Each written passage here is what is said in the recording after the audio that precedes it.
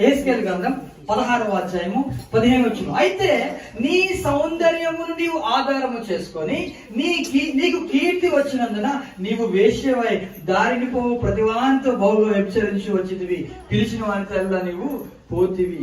ఏంటి ఆధారం చేసుకున్నదంట? సౌందర్యం. ఆవిడ బాగా సౌందర్యంగా ఉంది. ఆవిడ ఏంటి? వ్యభిచారం గృహంలోకి వెళ్ళిపోయింది, వ్యభిచారంతో నింపబడింది. అలా ప్రతిసారి కూడా వ్యభిచారం చేస్తుంటే దేవుడు మాట్లాడుతున్నాడు, నీ సౌందర్యాన్ని నువ్వేం చేసావు?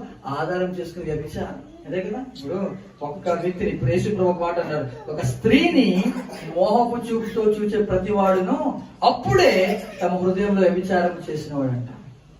అంటే ఒక ఎంతమంది మరి బస్ స్టాప్ లో నిలబడి వారు వెళ్ళిపోయే ఆ యొక్క అమ్మాయిని చూసుకుంటూ ఇంత వ్యభిచారం చేస్తున్నారు. ఏంటి ఆధారం చేసుకున్నారంట? సౌందర్యం.